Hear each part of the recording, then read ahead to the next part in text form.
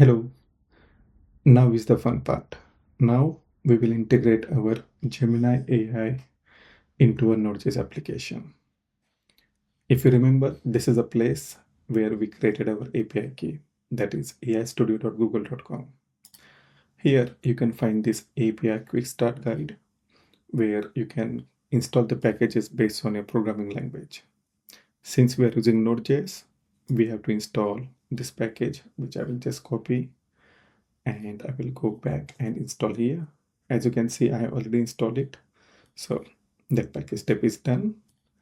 And the next step is we have to create object of the Google Gen AI. So if I go to the server, you can see I have this object installation part here, and we need to import it from the Google Gen AI package. The most important thing is this. This package reads an environment variable called Gemini API key from the environment where application is running. So you cannot just hardcode and pass it here. Since we are using Node.js, what we can do, we can create a .environment file, and in this file we can set this environment, and I will set my API key here. I will delete this API key, so that's why I'm able to put here and show in video, but in real life you should not share this API key with anyone else. Okay, since we have set this variable here, we want to make sure that whenever we start the application, we need to load this environment. For that, we can install a package called .env. So what it will do is it will provide us a package called .env, and we will call a function called config. So whenever we start application, this function will load all the environment variables from .environment file. And we will add one console.log here, which will check whether the Gemini key is set or not. Okay, I think with this, we can try to run our application and see if everything works. npm run dev, and there are no errors. And most important thing is API key is working. We can test it. Let me try to cut this, save the environment file, and run it again. And it should say that, hey, environment key is not set. So let me put it back and start application. And the next step we have to do is, if we go back to the example here, here is example how to call API. So let's go to our mock responses. We don't need mock responses anymore. So what we will do is we will comment it out, and we will take, let's comment out response again. And it says async, so we have to mark it as async.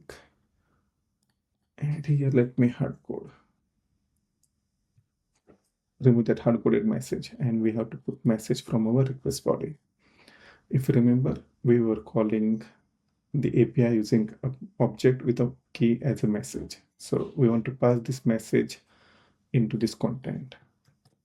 And what we will do, we will just return response dot text. I think it was text, but we need to create object. So not like this. We will say this is Gemini response, and let's uncomment our previous response object, and here we can put a response as just response.text. So here we can say response.text. That's it. Here it's string, and we have to mark the default values. So let's get rid of the commented code. So what did we change?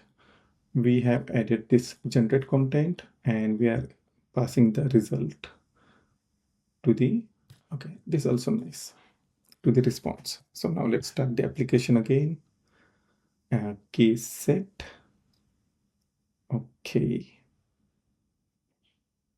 And let's try to hit the API now. And you can see we are getting the response, and we can check if our changes has been applied or not. So we can test again. Let me run the command again and see what happens. So application is running again. Let's go to our chat. And now we are sending the message like, hey, how are you? And let's see what Gemini responds in the response body. You can see it's sending us the JSON object. Hello, I'm AI, blah, blah, blah, blah. Let's try to change the question. We will say, tell me a funny joke about web developers. Let's see what it says. And it's going through. Okay. Taking a bit, huh? Must be thinking. Okay, so we got a joke. Why did the web developer break up with their CSS? Because they had too many unresolved issues and it kept pushing them to the left. Funny. Okay, so that's the main part that we wanted to see, that when we call the message, our AI response is generated and sent as a response. I wanted to show one more thing, which is like, I want some big response. So give me a report of at least, let's say, 15 lines about AI development. The thing I wanted to show is that, let me just minimize this part here and maximize the response. What I want to show is that when we send a message, right, we are getting the response in one go. But most of you have tried this ChatGPT. And when you ask a question, you get a response, which is like as if someone is typing, right? So you get few words, again, few words, and it's a generation. So what we can do now, we can try to have the same effect here. So now that effect of having response as a stream is what makes the output of ChatGPT or any other chatbot looks like, okay, you are getting the response. We will do this in our next video. Thank you.